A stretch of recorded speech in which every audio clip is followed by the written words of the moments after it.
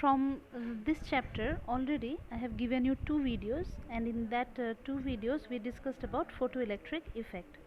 So today we will continue photoelectric effect, and the first topic that we are going to discuss is Einstein's photoelectric equation. So now let us see what is Einstein's photoelectric equation. Okay, so this Einstein's photoelectric equation already you got in the last video. If you remember, you got this one, you got this equation, right? This one, h nu is equal to h nu naught plus half mv max square, where h nu means what? Say there is a chamber like this, glass chamber, okay, and we know that there will be two plates A and C. Then what we know, that light of suitable frequency will be allowed to fall through the window on plate A, and then from plate A, that light is nothing but it consists of a number of photons. Each photon is carrying how much energy? H nu. So this h nu energy will be transferred to one electron, means one photon will interact with one electron. So that one electron will get h nu energy, and then out of h nu energy, one part of the energy will be used up to make the electron free from this plate. That energy is called threshold energy, we got in last video. This threshold energy is h nu naught, and the remaining energy will come as the, or will appear as the kinetic energy of the electron. So this electron, since here the polarity of the battery, you can see that this plate is negatively charged, so the electrons which will be produced in the plate A, those electrons will be repelled by this battery and they will reach to plate C. Okay, so those electrons will have some kinetic energy, and that kinetic energy is half mv max square. Alright, now this equation is only called Einstein's photoelectric equation, and we can modify this Einstein's photoelectric equation in this way. You can see, just a second, yeah, you can see here that this h nu naught is taken this side, so it will be h nu minus h nu naught, that is equals to half mv max square. Then h is taken common, it comes like this, and now we know that this nu is frequency. So we have a formula, I think in chemistry you got this one, that c means velocity of light generally we say. So velocity of light c, that is equals to what? C equals to lambda nu. Lambda means wavelength, nu means frequency. So from this we can say that nu is equal to c by lambda, right? So in place of nu, here you can see I have substituted c by lambda, minus, in place of nu naught means it is a threshold frequency, we can write c by lambda naught, where lambda naught will be the threshold wavelength. Alright, so we can modify Einstein's equation in this form also. Now again we can modify this Einstein's equation, but before we go for that, here you can see another equation I have written, half mv max square, that is the maximum kinetic energy of the electrons, that is equal to E into V naught. E is the charge of each electron, V naught is a kind of potential, we call it stopping potential. Now first we will see what is stopping potential. Okay, so this chapter is mainly based on theory, so you have to understand the theory first. So let us see, let us assume that this C plate, generally in the diagram you can see that this C plate is positively charged, right, because it is connected with the positive terminal of the battery.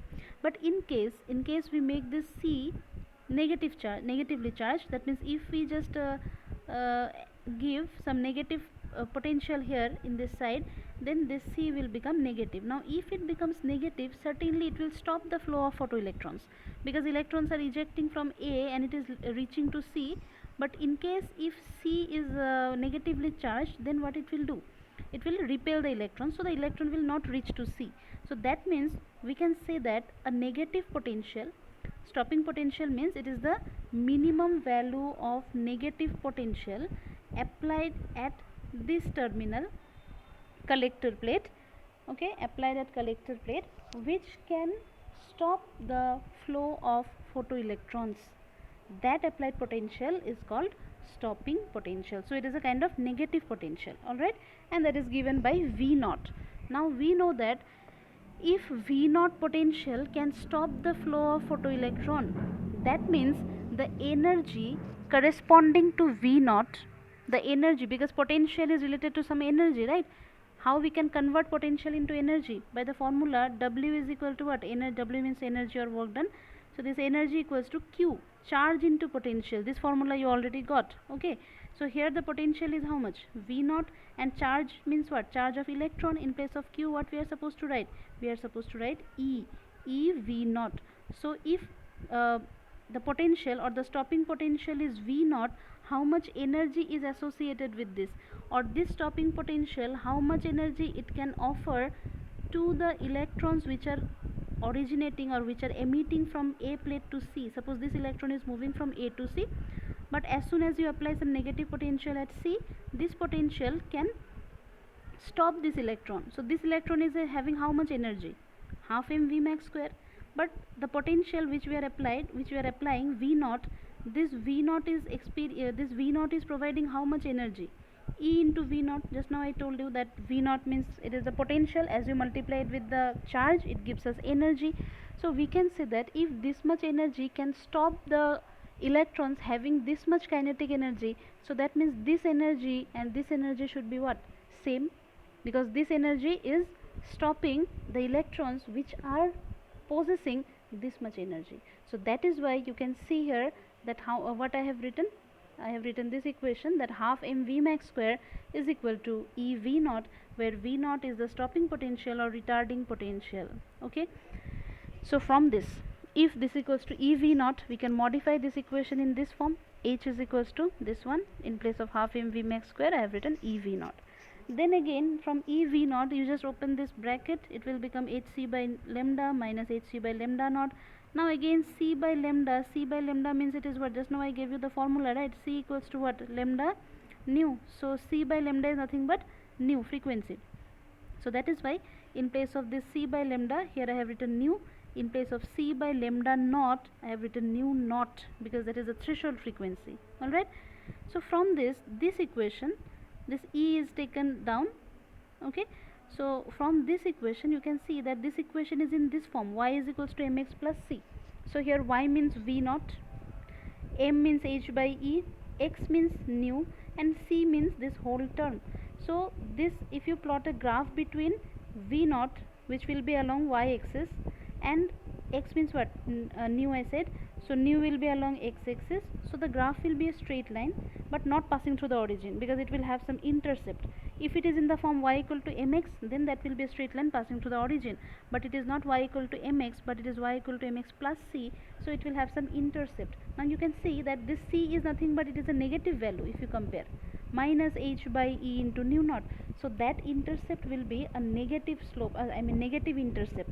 So you can see, if you draw the graph will be like this. Okay, there is a straight line, and this dotted line, it is intersecting this y axis at this point.